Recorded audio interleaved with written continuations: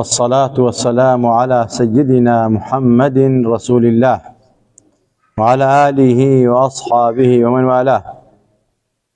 بسم الله ما شاء الله لا قوة إلا بالله.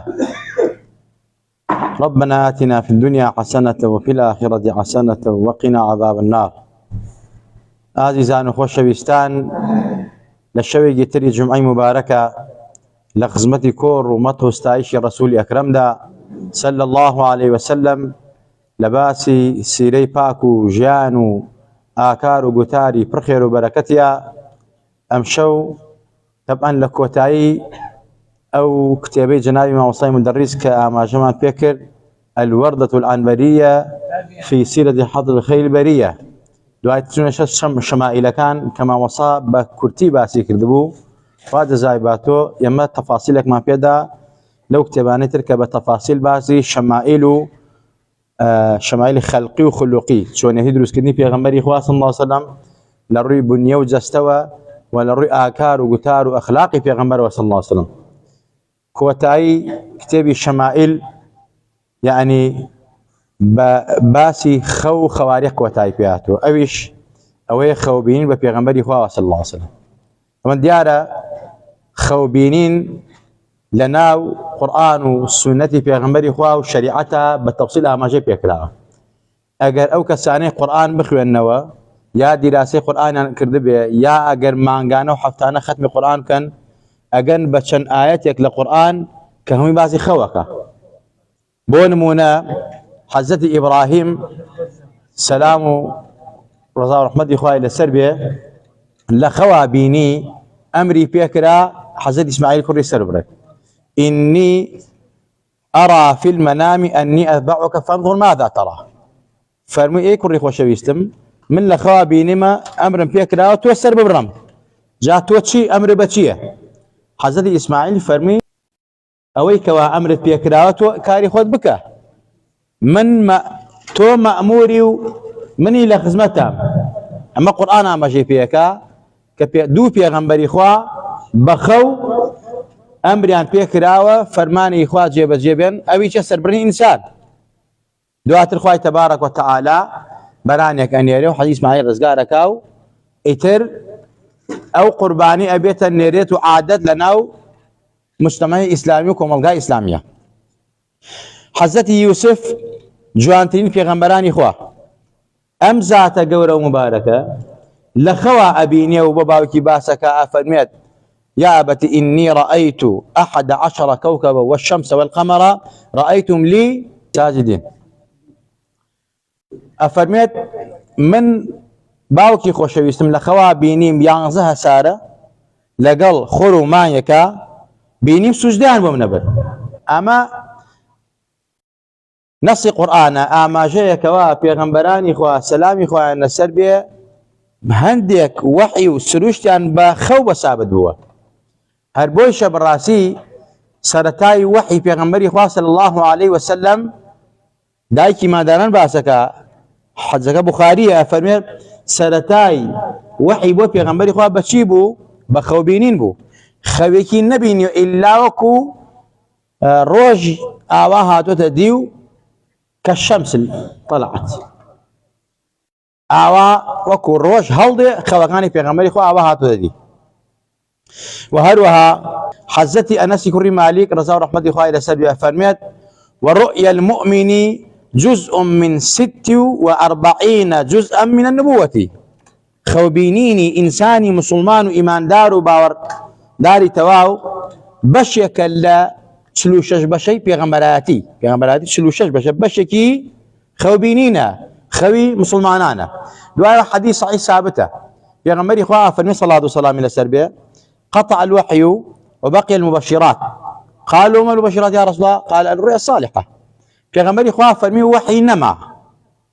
اليوم أكملت لكم دينكم وأتممت عليكم نعمتي ورضيت لكم الإسلام دينا. أما طبعا الدعاء أما يتر أخير آيات وبيغمبري إخوة أخواره صلى الله عليه وسلم لا حجة الوداع يتر وحي قطع بو بيغمبري إخوة فرمي يتر من الدعاء بيغمبرنا فرمي وحي قطع بو بلا مبشرات مش دكان معنا وتيان مش دكان شيء يا رسول الله فرمي خوبينيني تشاكه زۆر جاری ئینسانی مسلمان وەک فیراسە خوای تەبارەت خەوی پێدا بۆیە سالیحان ئەولیاکان پیاوچاکان زۆر جارێ بەڕاستی بەخەو هەندێک شتیان بۆ سابت بووە بۆ نمونە ئیمامی ئەعزەم ئیمام ئەبوو حەنیفە ڕەزا ڕەحمەتی خوای لەسەر بێ لە خەوا بە قسمەتی حەق تەعالا ئاگا نەک بە جەستە و مجەسەدی ببینێ بەڵام گفتوگۆی لەگەڵ خوا کردووە حتى زیکرێکی فێرەکە فەرمی ئەگەر ئینسان بەیانیانی ئێواران و زگرە بخوێنێ خوا لە عەزابی خۆی نەجاتێدا سبحان الأبد الأبد سبحان الفرد الصمد حتى آخری زکرەکە ئەم زکرە ئیمام ئەبوو حەنیفە ڕەزا ڕەحمەتی خوای لەسەر بێ لە کێی وەرگرتووە لە حەق تەعالا لە خەوە خەوبینین شەرعەتێکی لە ئیسلامە دانی پیانراوە بەڵام حکمی پێ سابت نابێ حکمی پێ سابت نابێ مەسەلە حکمی شەرعی پێ سابت نابێ کابرا بڵێ پێغەمبەری خوان بینیوە لە خەوا صلی الله علیه وسلم ئەمری کردووە مەسەلە فڵانە نوێژ بکرێ یا فڵانە زکر بکرێ یا فڵانە کار بکرێ بەمە بەڕاستی نابێتە حکمی شەرعی سابت بێ لە شەرعا یان مەسەلە فڵانە کەس خاوەن حەقە فڵانە کەس مەسەلە بەریە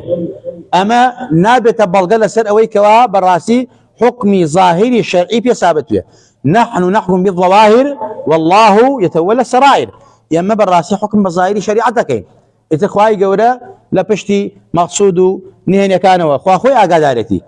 قرنج اوي ما بزانين خولنا الشريعه الاسلامه بالراسي زور ثابته وخو بالراسي مسلمان اي بينيه ببيغمبري خومانوا وببيغمبراني تروا بفريشتكانوا حتى بقولت تقول لك حق تعالى وهروها خوبين بقومك سدوس وحبابه حتى بمردوانه اما هم ثابت لشريعه الاسلام زور جاري مساله كابرا بوا خيو باوكي وبينيو بدايكي وبينيو حقك لا بوا ما فيك لا بوا سيرك اما فحقا خويني زانيوا باوكي لخوابيتو دايكي لخوابيتو يا باوكي حقي لا بوا رولا في حقي فلان قسم لا بالروبي دروا كشو برساري روزانه راسته ام خوانه همي امانه براسي للروي ظاهري ثابت حكم الشرعي ثابت نابه بلام مزجينيه بلام مجديه بلام يعني عند جار انذاره كابرا خويك بينه الاخوه انذاره كريت قال هلا شيء لتاوانا شيء ويتوبك او بقرتوا اي خوبين ببيغمبري خوا صلى الله عليه وسلم خوبين ببيغمبري خوا صلاه والسلام الى السربيه براسي شتي راسته ودروسته بلام لو وصف كان بيغمبري خوا درنشه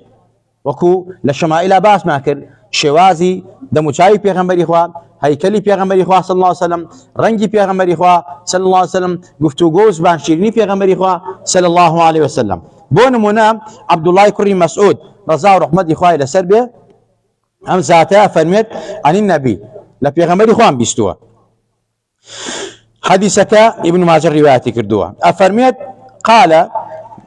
يعني قال النبي صلى الله عليه وسلم من رآني في المنام فقد رآني فإن الشيطان لا يتمثل بي أما روايتك أفرميت عبد الله كريم مسعود يوم لبيغمبر نازدار بصلاة وسلام إلى السرب أي فرمو هركس يلا خوا مني بيني ومني بينيوا جاك واتا الشيطان ناتو أن خوي باتا سر شوي من أما عزتك خويت بعض بيغمبر دعوة صلى الله عليه وسلم يعني سيرك الشيطان خويك بها مشتك حتى خويك هذا خوال إنسان إيمان دار حضرت جيلاني قدس الله روحه شيطان خوي كرد بخوالي اگر علم زانستكي وتقواكي نبوايا شيطان فري بيدا بلام سيرك الشيطان خوي كاد خوا بلام خواي قولي اجازي نداوة بحرمتي بيغمبري خوا لبر مكانتي او خوشويسي بيغمبر كالشيطان خوي بات لسشوي بيغمبر صلى الله عليه وسلم بو بيغمبر نايتر توانيه بس بو بيغمبري من اتوانيه اما عزتي خوايا دايتي بيغمبر صلى الله عليه وسلم بويا اوقع ولترين بأدبية بالله پیغمبر بشر يقولكم من شيطان ياري بعقلي توكا وقت تسبيح بدا الشيطان ويما پیغمبر اخوة صلاة وسلام من الشيطان ناتو انا اخوي بعد تصشي ويو نخوي حتى الصحابي پیغمبر اخوة هي الشيطان وانا لي ترساوا نيويراوا بكوچو قولانا كابروا كأوزاتي لي امام عمر حضرت عمر رضا رحمة اخوة الى السربية پیغمبری خواه فرمید خواه عزتك داو به حضرت عمر شیطان ليه درسه لهر شونكو حضرت عمر بروا شیطان ناور لو کوچو کولانو درگاه بروا اما فردك امتي پیغمبری خواه وزيرك پیغمبری خواه صلى الله عليه وسلم وهروها أحاديث زور وارد بوا بون أبو هريرة رضي الله رحمة إخوائي للسبب لحديثك بخاريها وهروها إمام مسلم رواياتها كردوا أفرميت قال رسول الله صلى الله عليه وسلم من رآني في المنام فقد رآني فإن الشيطان لا يتصور أو قال لا يتشبه بي فرمي في غنبري إخوة فرمي هركس مني بيني لخوا ومني بيني وشيطان ناتو أنا براد صرت صورتي من يا ناتو أنا خوي بسيوني بمنوا وهروها قتيبة أفرميت حدثنا خلف بن خليفة أفرميت قصيب وكردين خلفي كري خليفة عن أبي مالك الأشجعي أويش لأبي مالك الأشجعي ورضي الله رحمة الله عليه وسلم أويش لباوكي وفرميت قال رسول الله صلى الله عليه وسلم من رآني في المنام فقد رآني هركسيك من ببين الأخوة أو من يبيني وبراستي عاصمي كري كليب رضي الله رحمة الله عليه وسلم أفرميت أنه سمع أبا هريرة يقول أبا هريرة ويفرمون قال رسول الله صلى الله عليه وسلم من رآني في المنام فقد رآني فإن الشيطان لا يتمثلني قال أبي فحدثت به ابن عباس فقلت قد رأيته فذكرت الحسن بن علي فقلت شبهته به فقال ابن عباس إنه كان يشبهه أفرميت عاصمي كري كليب أفرميت لباوك موا يقول بيغمبري خوابه صلى الله عليه وسلم يقول أبو هريرة يقول بيغمبري خوابه فرميتي هركس مني بيني لخوا أو مني بيني والشيطان خوينا كاتمن حتى من يوم لباوكم فرمي أم خوم عبد الله كري عباس باسكت عبد الله كري عباس يجيك لا سؤال عبد الله بليبتك حبري أمتي بيغمبري خواب صلى الله عليه وسلم أفرميت حزتي عبد الله فرمي پیغمبری خواه لکیه چو فرمی والله شیوی حضرت حسنی کری حضرت علی دا افرمیت فرمی والله راست کی حضرت حسن زول پیغمبری خواه چو صلی الله علیه وسلم لشیو شکلا انجا اما او اگینه كإنسان پیغمبری خواه بینی لخواه صلی الله علیه وسلم ابي او شیو شکلی بیت کلا شمائل آماجی پیکراوه ام ذاتی بوی لا كتاب الشمائل الأخيرة بعض خوي من بيغمبري خواكا بوي أوانيك خوي بيغمبري خوا بينن بمشي وشقلبه وهروها يزيد كري فارسي الله كان يكتب المصاحف كاد يخوي قرآني أنسيوه قال رأيت النبي صلى الله عليه وسلم في المنام زمن ابن عباس لسدمي عبد الله كري عباس بيغمبري خوام لخوابيني فقلت لابن عباس بو حضرتي عبد الله كري عباس باسكر إني رأيت رسول الله صلى الله عليه وسلم في النوم من بيغمبري لخوابيني فقال ابن عباس إن رسول الله صلى الله عليه وسلم كان يقول إن الشيطان لا يستطيع أن يتشبه بي فمن رآني في النوم فقد رآني هل تستطيع أن تنعت هذا الرجل الذي رأيته في النوم أفرميت عبد الله كري عباس فرمي بله الشيطان خويناك تبيغمبري خواه چون كمل بيغمبري خواه بيستوى فرميتي خواه عزتك بمن داوى شيطان نارو صورتي منوى نارو الشيوش كلي بنوى فرمي او بياوي تولى خوابيني وتا اتواني وصو سنايم بوبكي كأو بياوي شون بوا فرمي بله نعم أنعت لك رجلا بين الرجلين جسمه ولحمه أسمر إلى البياض فرمي بياوي يقول نزور كرد بو نزور بالا برز بو بياوي كي مامناون بو انجا فرميت جسمه هيكلو گوشتو سیمای ام پیاوه براسی اسمر بو میلو سپی بو انجا فرموی اکحل العینین چاو رشکی چاو گوری جوان بو انجا فرموی حسن الضحکی دم بزردخنو پیکنین بو پیغمبری نازدار صلی الله علیه وسلم جمیل دوائی الوجه دمو چاوگی خری جوانی بو وکمانگی چوارده فرموی که او پیاوه که خوامن بینیوه ملأت لحيته ما بين هذه إلى هذه أفرميت ريشكاني بربو ريش بيغمري خوا بربو رجبو انجا فرمي قال عوف ولا أدري ما كان مع هذا النعت فقال ابن عباس لو رأيته في اليقظة ما استطعت أن تنعته فوق هذا فرمي والله أجر بظاهري بيغمري ببناية ندتو أني أعم وصل بيغمري خوا بي او خودی پێغەمبەر وە تۆ بینیوتە صلی الله عليه وسلم کەواتە شێواز و شکلی پێغەمبەری خوا صلی الله عليه وسلم ئابە شێوازە بووە کە کەسێک لە خەوابینی ئابەم شێوازەیە. هەندێک جار پێغەمبەری خوا لەوە چ خۆی پیشانی کەسەکە نەدا بەڵام گفتوگۆی لەگەڵا بکە، ئەمە جواریدە مەسەلە ئەمری پێ بکە بەکاری خێر بەکاری باشە، ئەمە پێغەمبەری خوا صلی الله عليه وسلم. وهروها حضرت انس كرم مالك خدامي پیغمبري خوا وخدمتكاري پیغمبري خوا افرميت پیغمبري خوا فرميت من رآني في المنام فقد رآني فإن الشيطان لا يتخيل بي. وقال ورؤيا المؤمن جزء من 46 جزءا من النبوة. فرمي پیغمبري خوا يوم ليبو اي فرمو هر كسي من بين الاخوا من يبيني والشيطان خوي ناكات من خوي نابت الشوازي من وخوبيني انساني مسلمان براسي بەشێکە لە 46 بەشی پێغەمبەرایەتی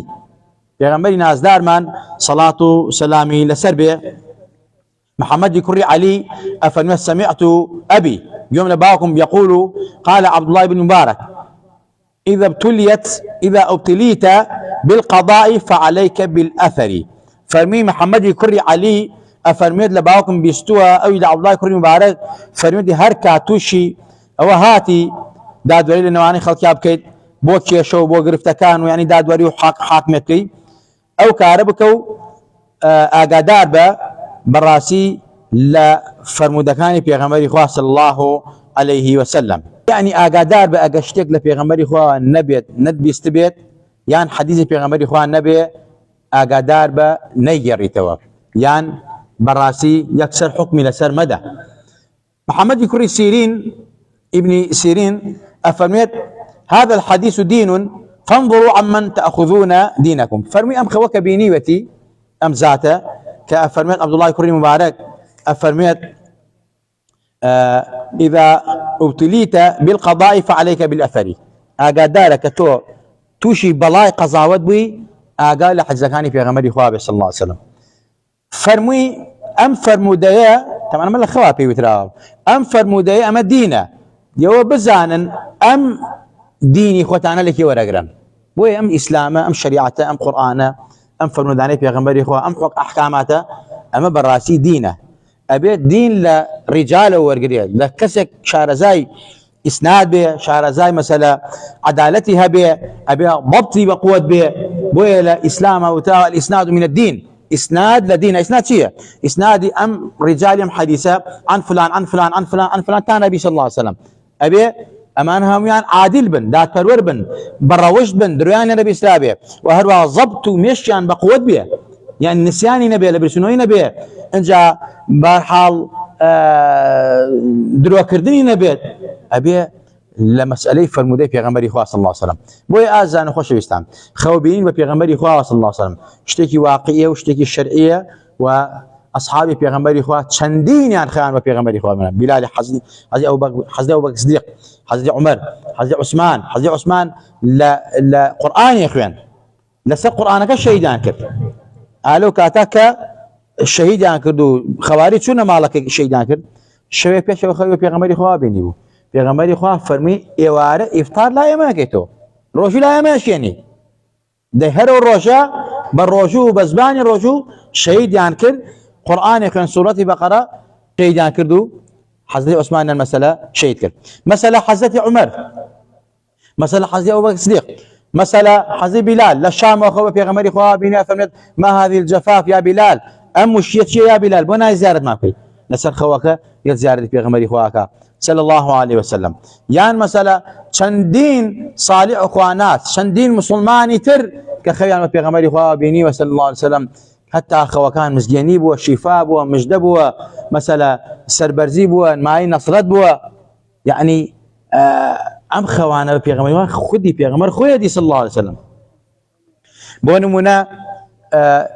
ما وصم لا قاري قلاني مان بو همو جاري امي باسكر وفادي كرب الرحمة بي والله دايكم توشي نخوشيني تشاوي شبابو دكتور جاي شوابي اوان كر كيتر تشاوي تشاك بيتوا وتي يكيك بلو افرتاني صلاوات لسك بيغمري خواه زور لي صلى الله عليه وسلم وتي خيوة بيغمري خواه بيني صلى الله عليه وسلم تي لخوا كبغزمت بيغمر قشتو فرمي يا رسول الله من زۆر ناڕەحەت و نەخۆشم چاوەکانیم خەریکە لە دەست ئەدەم بەس چاوەکان لە دەست نەدەم بتوانم بڕم دەستنوێژ بگرم خۆم نەبمە بار و زەحمەت بەسەر خەڵکیەوە چاوەکانم باش بێتەوە ئیتر من ئەومە ئەوێ حتاکو لە حیاتە و مدەی خۆم تەواوەکەم فەرمی پێغەمبەری خوا فەرمی تۆ چاوی کوێر نابێ دەستی هێنا بە چاویە فەرمی وەڵڵاهی دایکم تا مرد چاوی لە چاوی گەنجە باشتر دەبینی حتاکو مەفادی کرد حتا بردمە لای دکتۆر خست سەری کردمەوە ئەمە چییە کی عەمەلیاتی کرد چۆن شیفای بوو هاو چۆن ئەم چاوە چاک بووە بە بەرەکەتی سڵاوات لەسەر پێغەمبەری خوا صلی الله علیه و سلم بە بەرەکەتی دەستی مبارەکی پێغەمبەری خوا کە لە خەوا دەستی بەسەر هێنا فەرمی چونکە تۆ سڵاوات لەسەر لێم ئەمە لێ دێ بۆیە حەزرەتی کەعب ئەفەرمێت پێغەمبەری خوا فەرمی حتا ئەتوانی لە دوعاکان تا سڵاوات لەسەر من لێ بدە چونکە سڵاواتی تۆ لەسەر من ئەبێتە مایل لە خۆشبوونی گوناهەکانە ئەبێتە مایل لە ئابردنی خەم و خەفەت و ناڕەحەتەکانە بۆیە ئینسانی مسلمان و ئیماندار بیەوێ سەربەرز بێ بە عیزەت بێ بیەوێ بە لقای پێغەمبەر شاد بێ صلی الله علیه وسلم با سڵاوات لەسەر پێغەمبەری خوا لێ بدە حتا بینینی پێغەمبەری خوا لە خەوا ئینسان ئەبێتە حتا ئەبێتە شەفاعەتی قیامەتیشی لە قیامەتە ئیسپادەی لێکە یعنی ئەم کەسە ئومەتی پێغەمبەری خوایە صلی الله علیه وسلم بۆیە پێغەمبەری خوا ئەوەی منی بینی لە خەوا حقت منی بینیوە بەڕاستی شەیطان هیچ کاتێک خۆی ناکاتە من ئەمەش خەوبین بە پێغەمبەری خوا صلی الله علیه وسلم ئەمە ئیفترا نییە ئەمە درۆدە لەسەر نییە ئەمە شەطەحات نییە ئەمە خەواریق و ئەم شتانە نییە کە ئەمڕۆ کۆمەڵێک لە وەهابیەکان و کۆمەڵێک لە ئەوانەی نار و ناعەزی پێغەمبەری خوان بێئەدەبن بەرامبەری پێغەمبەری خوا صلی الله علیه وسلم ئەڵەن جا ئەم خەو خەواریقانە چییە تاکە زۆرێک لە ئیسلام لە قورئان لە مەسەلەی ئەحادیثەکانی پێغەمبەر باسی خەو خەواریقەکەن باسی فیراسەیەکەن یعنی ئیسلام بەڕاستی بە جزئێکی 46 بەشی پێغەمبەراتی داناوە خەو بۆیە خەو زۆر ئەساس هەتا بە پێغەمبەرانەوە باقی پێغەمبەرانی ترەوە بە صالحانەوە هەتا بە مردووی احتیادیەوە بە خەڵکی احتیادیەوە بە دۆ سوحبابی خۆتەوە زۆر جارێک ئینسان بە خەو شتی بە سابتە بێت خوای گەورە لە هەموو لایەکمان خۆش بێ و لە هەموو لایەکمان ڕازی بێ خوای لەبەر خاتم پێغەمبەر نازدار لە خۆمان و باوکو دایکمان خۆش بە لە خۆمان و باوکو دایکمان ڕازی بە خوای لە دنیا و لە قیامەتە بە ظاهر و بە باطن بەخزمەت و پێغەمبەرمان بگەێنی بەو پێغەمبەرمان شادکەی لە دنیادا یەقیزەتەن بێ بەخەو بێ بە دیداری و پێغەمبەر شادمانکەی بە زیارەتی مەرقەدی مبارەکی دائمە و هەموو کاتێک شادمانکەی لە قیامەت بە دیداری شاد بین بانگمان بکات دەرمان نەکات بەو دەستە مبارەکانی ئاوی کەوسەرمان باتێ لە توێنێتوی نەکبەتی دنیا و قیامەت ڕزگارمان بێ یا ڕەبی خوای لە دەپارڕینەوە تاعەت و عیبادەتەکانمان لێ قبوڵکە بە ئیمان و بمانژێن و بمان دوومان کەرەوە لە خۆمان و باوکو دایکمان خۆش بە ئیسڵاحی حاڵی خۆمان و خانەوادەمانکە شیفای دڵ و دەروون و جستەی هەموو لایەکمان بە نەخۆشینی ظاهر و باتنی هەموو لایەکمان بە هی ئەم مەجلیسە نەخۆشی ماڵەمان نەخۆشی وڵاتمان نەخۆشی نیشتیمانمان خوای نەخۆش شیفای تەواو و عاجیل بۆ نەخۆشەکانی خەستەخانەی هیوا و تەواوی نەخۆشخانەکانیمان بنێرە یا ڕەبی خوای گیان ئیسڵاحی حاڵی مسلمانان کە مسلمانان لەم نەهامەتی و نەکبەتی و ناڕەحەتی و بەڵام مصیبەتان ڕزارکە عزت و نەسەتمان بگەڕێنەوە آمین آمین أقول قولي هذا واستغفر الله لي ولكم ولسائر المسلمين والسلام عليكم